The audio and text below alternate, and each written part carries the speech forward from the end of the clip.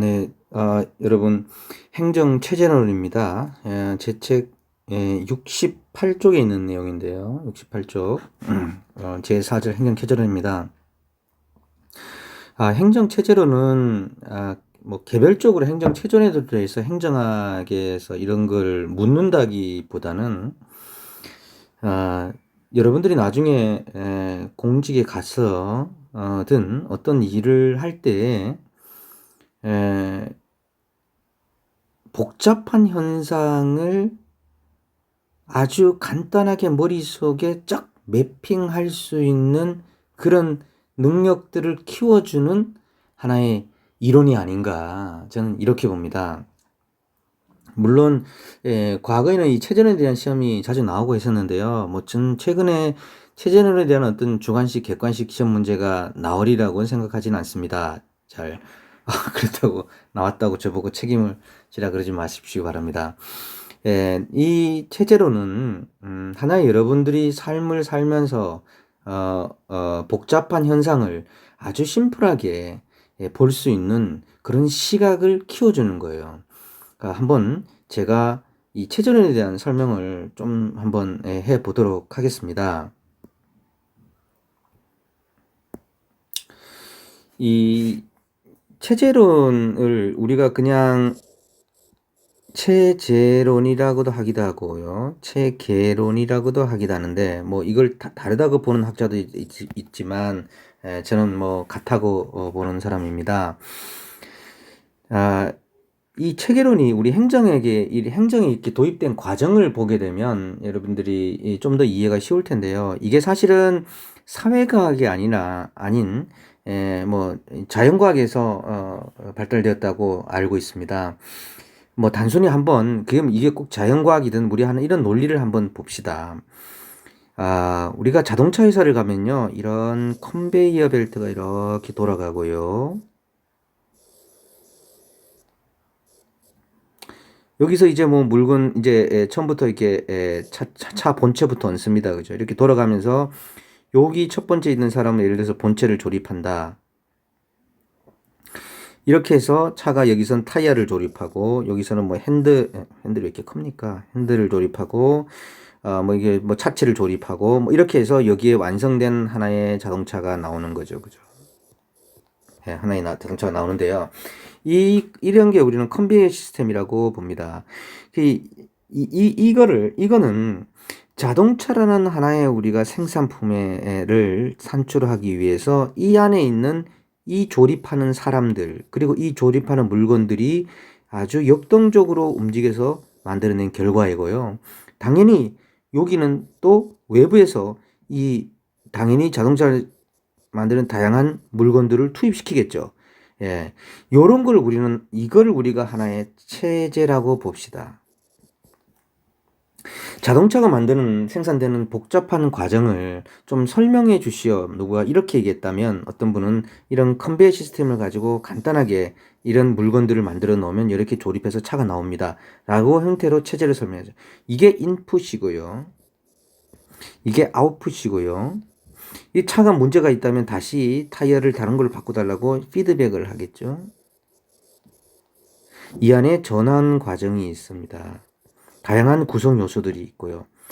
모든 현상을 이런 식으로 설명하면 간단하지 않을까라는 생각을 할 수가 있겠죠. 하지만 누구나 다 생각할 수 있는 건 아닙니다. 이 사회학자인 파슨스는요, 탈코트 파슨스는 이거를 우리 사회에다가 도입됐습니다. 이런 시각을. 그러면 어떤 사회를 한번 봅시다. 여러분, 우리 시골의 아주 작은 동네를 보면요. 이 작은 동네에는 많은 사람들이 살아가고 있어요. 그리고 땅도 있고요. 뭐, 물도 흐르고 있겠죠. 그리고 여러 가지 자원이 있겠죠. 뭐, 있습니다. 그리고 사람은 사람을 낳고요. 가족 간에 또 연계성도 있습니다. 이렇게. 이들이 여기서 어떤 산출물을 내거나 이 시대가 지나면서 사람들 예를 들어서 죽어간다. 라든지 어떤 농산물인 산출물을 내고요. 다시 이 안에 여기에서 투입되는 뭐 비료라든가 이런 투입되는 게 있겠죠. 또 이사 오는 사람들도 있어요. 그죠? 이런 투입이 있죠. 이 안에 전환 과정을 하는 겁니다. 농산물이 잘 마음에 안 들면 내년에 이 피드백을 가정하고요. 뭐 꼭 이렇게 파슨스에 설명한 건 아니지만 이렇게 하나의 농사도 설명할 수 있었던 겁니다. 이런 파슨슨의 이 노력은 사회학을 엄청난 큰 성장과 진보를 가져옵니다. 이 복잡한 우리의 사회를 아주 간단한 매핑을 행해서 본다는 것들은 과연 이 사회가 어떤 것을 움직이면 어떤 산출이 발전할지라는 것을 과학적으로 이야기할 수 있기 때문에 큰 성장과 변화를 가져온 거죠. 이런 것들을 사실은 데이비드 이스튼이라는 사람이 이 정치학자입니다. 정치학이 이걸 가지고 옵니다. 정치학의 체제론을 가지고 와요. 데이비드 이스튼이 나오기 이전에 정치학은 여전히 플라톤의 뭐 철학이니 뭐 이런 데서 얽매여 있었습니다. 하지만 데이비드 이스튼이 정치 과정론이라 그래서 정치학의 체제론을 가져옵니다. 왜 그러냐면요. 당시에 여러분 정치가 뭡니까? 우리나라 정치는 어떻게 돌아갑니까? 이런 말에 대해서 심플하게 답변할 수가 없는 거예요. 잘 설명할 수가 없었어요. 하지만 체제라는 이 모형을 들고 오니까 너무 좋은 거예요. 뭐죠? 정치인들은 국민들로부터 지지를 받습니다. 선거를 통해서. 이게 인풋입니다. 그리고 이 안에요. 각각 수많은 정당들이 서로 싸우고 치고 박아요. 그리고 이게 국회든 뭐든 여기 또 이익단체들도 있겠죠. 이런 모습들이 전환의 과정이고 여기서 결국은 정책이라는 것이 산출되는 겁니다. 또는 정책도 될 수 있고 정치인이 될 수도 있겠고 산출이 나온 거예요. 이 산출은 다시 다음번 지지에 영향을 미치게 되는 거죠. 자, 이래서 정치 과정론이라고 해서 이 안에 다시 정당론이 나오고요. 보다 정치학의 큰 성장을 보이게 되죠. 이 정치학에 있어서 체제론을 정치학 옆에 있는 우리 행정이 받아들인 겁니다. 우리 행정은 이런 걸 바라봄으로 해서 우리 사회를 굉장히 깔끔하게 잘 받아볼 수가 있겠죠. 그 사례로 제 책에 있는 내용들을 한번 볼까요? 여기 보면요. 제가 예를 들었으면 대중교통수단을 하나 예를 들었습니다. 여러분. 대중교통수단을 하나의 체제라고 보면 교통수단에는 뭐죠? 버스, 지하철, 마을버스 등 다양한 우탕수단들이 있고 또 그 안에 보면 시민, 운전기사, 교통순경들이 있어요. 그 다음에 또 뭐죠? 도로, 교통신호 이런 인프라들이 있습니다. 이러한 것들이 상호 독립적으로 유지되지 않고 상호 의존적이잖아요. 그죠? 이렇게 하면서 이들이 어떤 빠른 수송이라는 목적을 달성하는 실체가 되는 거죠. 그래서 이 안에는 교통순경 다양한 사람도 있어서 이게 뭐죠? 이들이 어떤 목표를 달성하냐? 빠른 수송이라는 산출물을 내고 있다는 겁니다. 이런 거를 우리 교통체계라고 보자는 거죠. 그래서 행정체계론 또는 체제론적 접근 방법은 행정현상을 체제라는 개념을 바탕으로 분석하고 이해하는 겁니다. 그리고 여기는 복수의 구성 요소들이 있죠. 당연히 이 안에는 수많은 복수의 구성요들이 있고 이들이 이 통일성과 경계를 갖고 하나의 실체가 되는 겁니다.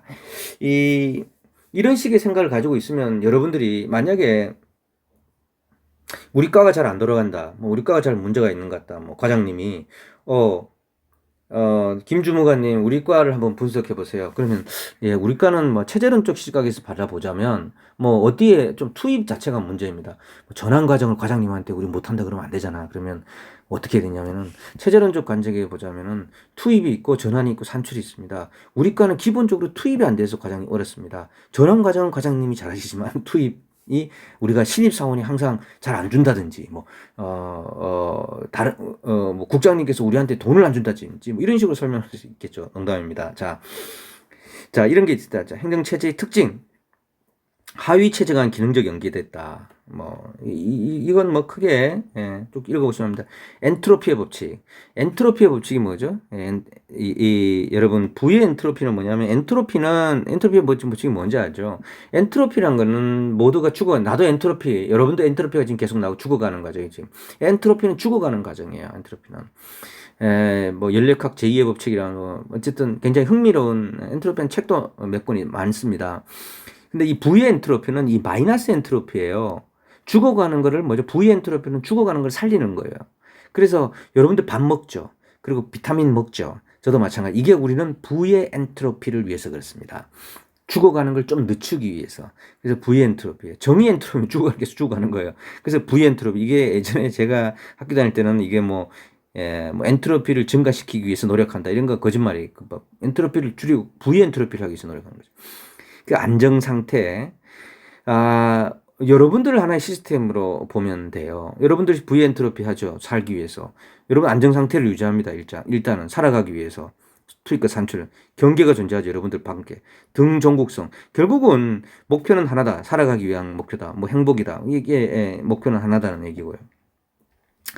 체제의 기능을 보면요. 체제의 기능은 여러 가지 기능들을 합니다. 근데 여러분들이 어떤 기능이 하는지 살펴보면 파슨스가 이 AGIL이라는 모형이 있습니다. 여러분 이건 꼭 알아두시기 바랍니다. AGIL. AGIL이 적응, Goal Attainment,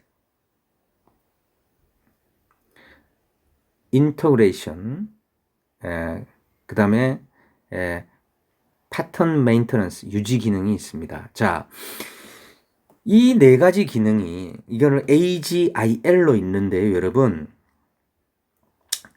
이 기능은 가끔씩 객관식 문제에 좀 자주 나왔었고요. 뭐 요즘은 잘 안 나오리라고 생각이 드는데 알아두시기 바랍니다. 적응 기능. 여러분 생각하면 돼요. 내가 적응 기능도 있고 나는 목표 달성 기능도 있고, 그죠? 나는 그런 그냥 통합 기능도 있고 잠재 기능과 유지 기능이 있다. 이렇게 알고 있으면 되죠, 내가. 이걸 일단 파슨스의 요 밑에 보면 각주에 보면 이 파슨스의 모형은 조직 유형에서도 가끔씩 설명합니다. 이 적응 기능은 생산 조직으로 민간 조직, 그 다음에 목표 달성 기능은 정치 조직, 그 다음에 통합 기능은 우리 흔히 뭐죠? 경찰, 법원 이런 거, 체제 유지는 교육기관이나 종교단체 뭐 이런 것들에 넣어가지고 비교해서도 잘 나옵니다. 요것도 알아두시기 바랍니다. 자, 그러면 체제의 구성 요소, 뭐 이 그림만 보면 돼요. 뭐 앞을 읽을 필요 없어요. 이 그림만 보시죠. 환경, 전환, 환류, 그죠? 산출, 아까 말씀드렸던 이 그림만 보시면 되고요. 뭐 쭉 읽어보시면 되는데 한계가 있습니다. 한계. 네, 한계는 공헌을 먼저 보도록 합시다. 공헌. 복잡한 행정 일상을 체제라는 틀 속에서 분석함으로써 행정의 내부 구조를 분해하고 이를 상관계 분석하는 데 굉장히 큰 도움이 됐다. 그렇죠. 충분히 일리가 있습니다. 그러나 이게 이 체제 이론이 극복하지 못하는 거 하나가 있는데요. 그게 뭐냐면은 우리는 A 상태에서 B 상태로 크게 혁명적 진화를 하거나 크게 진보할 수도 있어요. 근데 우리나라가 이렇게 크게 진보했다는 것들을 이 체제 이론은 현 상태에서 인풋, 아웃풋을 잘 설명하지 이렇게 급격한 성장과 진보를 설명할 수가 없다는 거죠. 상당히 이것도 상당히 정태적, 현상 유지적인 이론이다. 그래서 신생국의 급격한 발전을 위해서는 이 이론이 별로 도움이 안 되더라. 이런 겁니다. 그 다음에 체제의 자기유지 기능 뭐 이런 것들을 강조하는 것은 이것도 마찬가지로 상당히 뭐랄까 이게 어떤 게 약간 보수적 편견이 있다.